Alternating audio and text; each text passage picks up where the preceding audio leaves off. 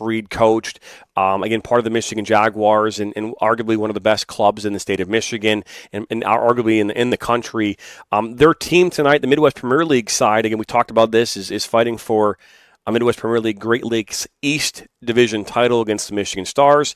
But we're here to talk with Paul Tinnion this morning about the North American Soccer Expo. And Paul, first off, welcome to Inside the Game. We're happy to have you. Morning, guys. Thanks for the opportunity. Appreciate it.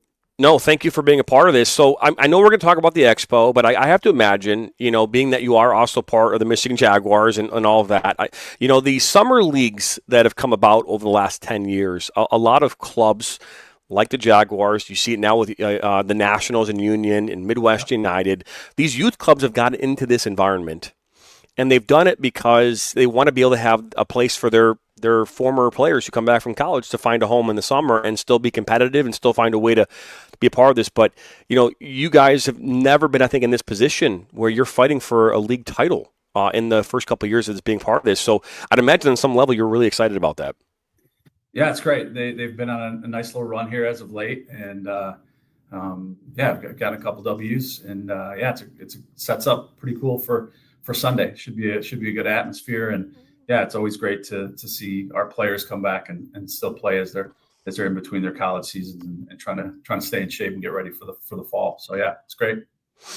It's very, very cool. So North American Soccer Expo came as a result of what led to creating this environment, this expo coming up here in August? Yeah, it's a great question. A couple different things. One, I think, for the last year or so, there's been a little bit of uncertainty with what the national convention was going to do. And thankfully they've said that, they're going to continue, which is great. We were fortunate enough to have Mark Zaffe join our organization, and through him, we started doing a club summit where we would do a lot of in classroom things in the morning, and then go out on the field in the afternoon, have our staff share in sessions, and also some social things. And as we started to do that, we'd often thought that there's a need for a more of a regional, Midwest type event that stays in one place and can kind of become a staple moving forward for a lot of coaches that do go to the national convention, but also some that work maybe 9 to 5 and coach part-time, or they're involved in the recreational side, and it's a bit too hard to take time off work or pay the expense of going to the national convention. So for us, it was just trying to bring something to Michigan. I think we all agree Michigan's a great soccer state, and I think there was a need for it. Talking to different organizations, High School Soccer Association, a lot of different clubs that have kind of got behind it to support it. It's been well received, so we're excited about it. No, it's great, and I think that from my perspective, I've been to a handful of the coaches conventions. I've oftentimes found that coaches, and I'm sure you're probably going to be dealing with this on some level, oftentimes found themselves doing way more outside of the convention and doing things in that realm, and not so much being inside the convention, and so do you find that might be a battle that you're going to have to kind of figure out how to, because I think that's a big challenge in these coaches conventions, is because you end up going out and you spend most of your time not even in the convention, outside kind of in restaurants and bars in the area. Do you feel like that could be a challenge? Sure. I think it's just part of it. I mean, I remember in my 20s when I would go to every session. I'd write the sessions down. I'd try to bring them back to my teams, replicate those sessions. And as you get older, it becomes more of a networking event. It becomes more of meeting with your partners, Adidas and some different people. So, and seeing people from around the country that you might not see, but once a year. So yeah, I'd say, I don't know if it's a challenge. It is something where we know when soccer guys get together, they want to socialize and have a good time, right? There's no secret there. But I think we've provided such great content that I think there's some things that people definitely want to see and be a part of. And, and I think the good thing is there's enough for everybody where you can kind of pick and choose what you want to see. So, and again, we encourage the social part of it. We're having a big party on Saturday night with a local band called the Killer Flamingos, who are pretty well known, a pretty well known cover band. And that's it. Soccer's fun. Getting together with everybody's fun. And we wanted to kind of capture everybody and at least try to invite everybody to a big party on Saturday instead of being in different bars, different restaurants, different groups. Let's get everybody together and enjoy ourselves. It's nice to meet you, Paul. I'm curious to lead this one off. What's the set list for the Killer Flamingos? Now you got me curious. Yeah, you know what? We haven't seen it yet, but I joke with my daughters, it'll be a lot of up and coming stuff, like Journey and, All right. all that kind of stuff. Up and coming. All the stuff that all the young kids like, right? Right. But yeah, no, I've seen them live a couple different times, and they're amazing, and they play all different kinds of stuff. So they keep everybody going. They're great, good band. They're very entertaining. So looking forward to that part too. And with this being a couple of years down the line, you mentioned how Michigan is a great soccer state. And, I just started working with JT a couple of years ago, and I've seen that firsthand. I think specifically on the east side, there's a lot of talented players, a lot of talented clubs, you guys included. What is it? Do you see the involvement continue to increase with having this event? Are there more clubs, more directors, more coaches that continue to get involved in this year by year? Sure. Yeah. Listen, we've got some great partners, outside the club space like Adidas and Sprocket, Soccer Village, Little Caesars. And now we're starting to get other clubs behind it too, like Midwest United was just announced as a club partner with us. Midland Soccer Club. There's quite a few, that Michigan Tigers. So a lot of local guys that are supporting it, bringing their staff to it to try to get them involved in the educational piece. I just see it as it's going to grow year after year if we do a good job, right? And so 3 weeks out, I think we're pretty confident with the different people that we have coming in. Very fortunate that MLS Next is bringing in 3 different academies, and they're going to do a 3-hour course where you can get a certificate afterwards. We're talking with the National Coaches Association as well about doing something.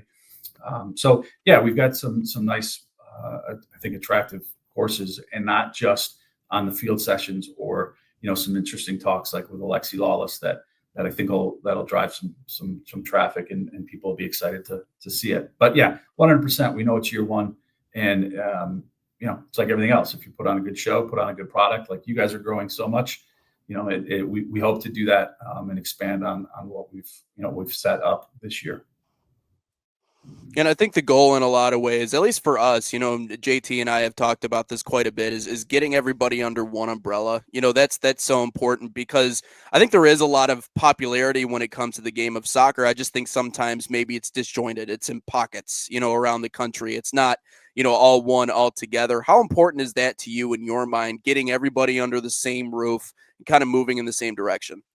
Yeah, another great question, because that's something that we've made sure that we've told everybody. We want this to be an inclusive event, and you're 100% right. Soccer becomes very fragmented. You're a GA club, or you're an ECNL club, or you're an MLS club, and you do get kind of labeled with the platforms that you're in. But this is truly something that we want from everybody. So we've got MLS Next, we've got US Youth, the new CEO Tom Condone's coming in. They've been great as far as trying to drive traffic to the event. Vince Gansberg's coming in from US Club Soccer.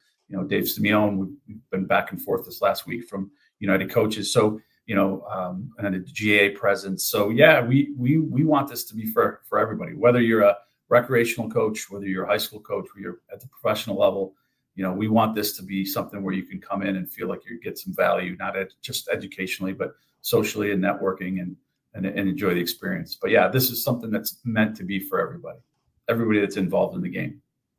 Now, obviously, this expo is it designed for administrators, coaches, and clubs, or is it also designed for a mom and dad who wants to learn more about the game of soccer and be a part of it? Is it more geared towards the administrative and coaching side of the game?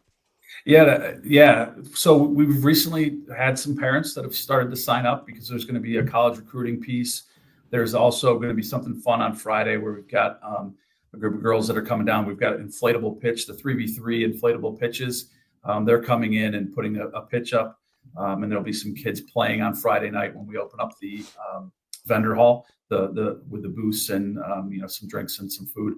So yeah, we're starting to see some parents that are interested in a little bit more, impact training on Friday. I'll do development from 5 to 20 as far as your physical development and athletic performance, that type of thing. So I think that we're starting to see some parents that are interested in it and just kind of want to get a better understanding of, the game, not just from their club or just from their soccer coach or from people that they know, but try to maybe peel back to some of the layers and get an inside track.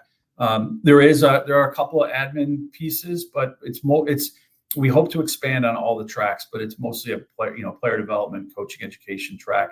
That's where it's most focused on right now. But I think we've also talked about with the state of Michigan about doing a referee cert at the event and getting them on a field as we close down the event on Sunday from working on referee mechanics, which we know is an important piece. Is we've talked about for years about the referee shortage. So we're trying to sprinkle in just a little bit about everything from referees to administrators to coaches, directors, but it is more coaching focused than it is anything else at the moment.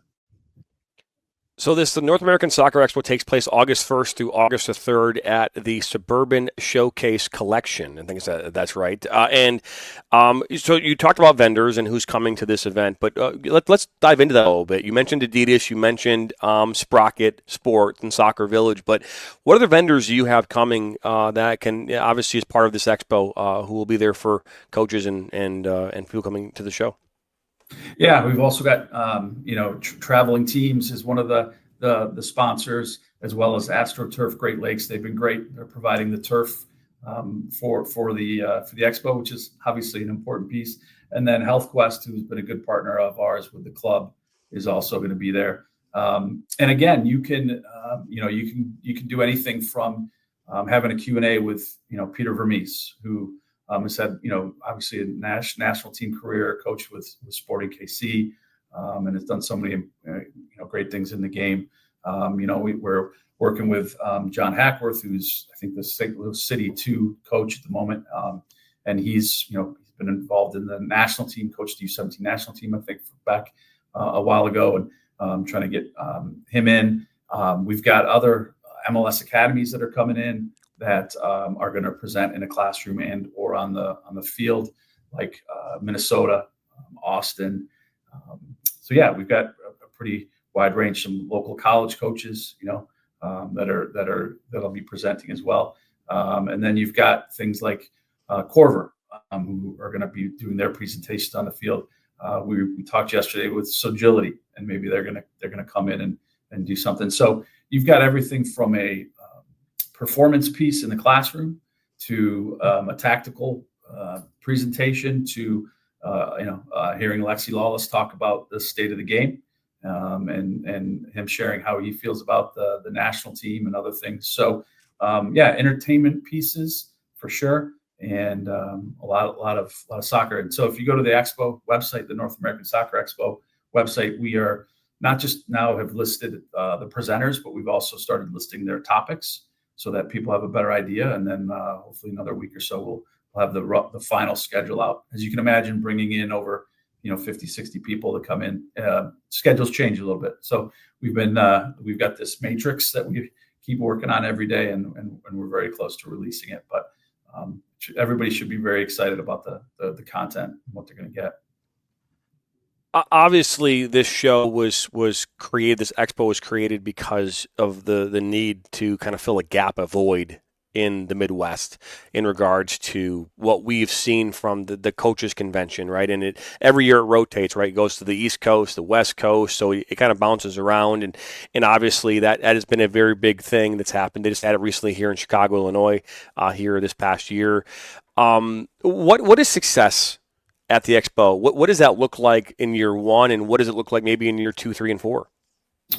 Yeah, I think success is for us is just the feedback from everybody, right? If they come in and they're excited about it and they want to invest their time and money to come back, then I think that's success for us. Just having that the quality presenters and having everybody there.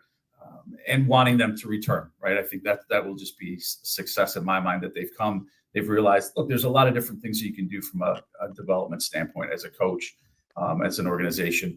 And if they feel like when they've come that they want to return and they want to bring more of their staff, they want to bring more of their coaches or admins, directors, I think that'll be successful for us. So, we're focused on making it the best it can be in year one. And knowing that we'll throw more resources to it in year 2, trying not just to make it bigger, but better and improve in every way. Whether, we want each presenter to have a great experience. We want every attendee to have a great experience. I think the good thing is, and from being at the Suburban Showplace. The 4 classrooms that we have and the field and then the vendor hall it's very compact. So in a lot of the cases, you have to walk, 5, 10, 15 minutes to go get to a different part of the convention center. It's very compact where we're at. So it should feel pretty tight with a lot of people there. And it'll be a great experience for everybody. I think this is the most important question of the entire thing. I really have to premise this. I really think this is going to be the most important answer as well, coming from you. Yeah. I'm coming there on Friday, Saturday, or Sunday, and I'm hungry. Right, I'm really hungry. What kind of food will be available on site? It's a great question. I thought you were going to ask me about candy, because I think that's where you go with it. No, so it's a good question. Friday night, there's 2 hours from 5 to 7 in the where all the vendor hall, the exhibit hall. Sorry, there'll be drink tickets and food for everybody, and then they at the Suburban Showplace have a cafe, restaurant, concession stand area where they're going to be selling sandwiches and burgers, all that kind of stuff. And then on Saturday night, as part of registering for the event, there'll also be food at the party. And every person that registers for the event and comes also gets some drink tickets to enjoy themselves as well. So I don't think you're going to have a problem, Jonathan, with food. I think when it comes to soccer and having a good time, I think food and drinks are usually part of it's a staple, right? So I don't think you're gonna struggle in that area. No doubt about that. Okay, so this is my question for you though, and we haven't really asked a ton of our guests this recently, but I do want to ask you because I think it's an important question. If today was your last day on Earth, if this was it, you knew it was it, and you had a chance to have a meal, your final meal, and I mean everything, so from getting an appetizer all the way to the last course, what would that meal be? Shrimp cocktail as the appetizer. Okay. I'm a fillet guy, so it's got to be fillet, and with probably mashed potatoes and some asparagus, and then to finish it off, man, geez, I have a bit of a sweet tooth, so yeah, I'd probably go with like a chocolate eclair. All right, chocolate eclair. Okay, all right, it's a good choice. I wanted to fit one more in here really quickly. Sure. By the way, I'm going with a burger and shake on this one. I'm a very basic person, but I mean, it makes my heart happy. Everything else like that. I think JT and I have talked about it a few times. I forgot, what was yours, JT? What's yours? What's your go-to if you had one more? Yeah, fillet. A fillet right, with a lobster tail, right? So. But one of the interesting things that JT talked about, how he'll be presenting at this, and I'm looking forward to having the opportunity to connect, because I do think the soccer community is a very tight-knit one, and that's something that I've learned in just a few years being involved in it, and I've even been honest, I didn't really grow up with the sport, I didn't play the sport, but in learning more about it, even over the course of the last 2 years, not only do you develop a love for it, but you start to realize that this is a sport that you don't need a lot in the way of equipment and all these other things to play. I mean, that's what makes it a beautiful sport, is really its simplicity. And so we always talk about, in growing it, access to the sport, and people knowing what their options are is really important, and knowing that they have opportunities there. How do you go about increasing that access to the sport? Because I know obviously that would help you guys out. And is that something that you think will be talked about a lot during this expo? Yeah, I think there's definitely some grassroots talks. There's a couple people that are going to come in and talk about how you expand your programming at those younger age groups, right? And I think you talk about not needing a lot too, and I think soccer has become very expensive sport as you start to get older and as you start to get into those higher level platforms.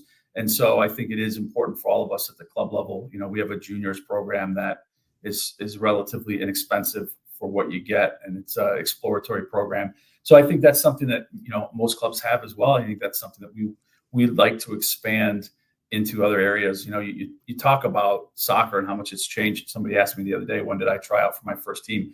I was 12. I played in the Rochester area recreational league. It was RARA, I think. And I played from second grade when we moved here, until I was 12 years old, and now we have it where, you're trying out for teams at 6 and 7. So, it's good and bad. And I think all of us in the club game are definitely obviously a part of it. I think it's great that there's so many kids now that are getting training at younger age groups. But I do think it's very important that we keep those entry level, inexpensive programs accessible for players that just want to explore the game a little bit. Maybe they're, some kids just want to be soccer players. There's a lot of other kids that want to explore a lot of different sports and try to make the, decision as they get older, which I think is, great if we can all support those young, those platforms at those younger age groups, the juniors, the exploratory programs. I think that's a big key. No, that's actually great. And I as we wrap this up and close out the show here today, one of the things that from my perspective, is I talk with clubs all across the country, and I'm sure this is something that you battle with at the Jaguars, at least on some level, because I think all clubs. It's the battle between being realistic with parents as well as having optimism, right? Like, hey, because I would imagine a lot of parents coming in like, hey, my kid could be the next whatever, and trying to find that balance, right? And you talk about this expo, that's also part of this, right? You're talking about having recruitment opportunities. Not now in today's world, there's a lot more opportunity to play college athletics than there's ever been. And being seen is easier than it's ever been, right? So it's like trying to find that balance. But how do you, as a club in this space, how do you kind of battle that? Because I would imagine that is a constant battle where you have parents saying, my kid can play college soccer at the highest of levels, and you're like, oh, okay, or maybe not. I mean, I'm curious how your perspective on that. Yeah, and especially with college, we have a really good staff that focus on the college recruitment piece. Try to educate, not just when they're going through it, but trying to lead up to it. Middle school, early into high school, like this is what you can expect. This is what's going to happen. But yeah, you're right. I think there are certain groups of parents that sometimes you try to help get them to understand where their child is, and maybe they just see things differently, and you have to agree to disagree, right? And I think we want to try to provide every opportunity, like all the other clubs do, for them to be seen, just as you've said. And we can't, we have an idea at times of where we think they fall, but we're not always right, because different college coaches, even in the same conference, see a player completely differently. Right. And so we try to make sure that we let parents know that this is, they'll come in and say, well, my son wants to play D1. And it's like, look, there's some D2 programs or D3 programs that are as good as Division I programs. You can't just, I think, cut and paste, differentiate between them like that. What does your child want to get out of it from an academic standpoint, a social standpoint, size of the school? There's so many different factors that I think we and a lot of other good clubs try to just educate the parents about, and the kids, obviously, because it's ultimately their choice on where they want to go. But yeah, it's, I think that's always going to be a battle with clubs, because, as a 10-year-old, if they're on the second team and the parents believe they should be on the first team and they think we're wrong, we're doing our best to evaluate players, put them in the right position, and so that they can grow and be successful. And, as you guys know, from being around athletics, the best players at 10 aren't always the best players at 16 or 17 or 18. And it's making sure that they continue to develop technically, tactically, and I think most importantly, having fun and enjoying the game. And so, it's always going to be a battle at times. And there's a ton of great families out there that do support, the guidance that we're giving. And that's what it is. It's guidance. We never tell kids where they should go to school or where they shouldn't go to school. We just provide our feedback when asked. No, that's great. Paul, we thank you for stopping by here this morning on Inside the Game. The North American Soccer Expo, August 1st through August the 3rd. Registration continues. All you got to do is go to NorthAmericanSoccerExpo.com, and we will have a special promo code that we'll put out to all of our base here this morning. And again, that is August 1st through August the 3rd at the Suburban Showplace Collection in Novi. I'm glad it's like Suburban Showcase Collection. No, actually, it's Suburban Collection Showplace. I actually screwed that up completely, so there you go. Either way, it's in Novi here August 1st through August 3rd. Paul, we appreciate you stopping by and being a part of this. That'll wrap up our show here on this Friday morning. Be back here on Monday at the same time, same place, as we always are. We'll continue talking about the most controversial calls in sports and so much more. We'll cover more U.S. Open Cup. We'll talk about this past weekend. Again, USLW, Midwest Premier League action this weekend on the National Soccer Network. 40 broadcasts in total. And we'll see you here next week. Same time, same place, right here on Inside the Game. Thanks, guys. Thank you. Yeah.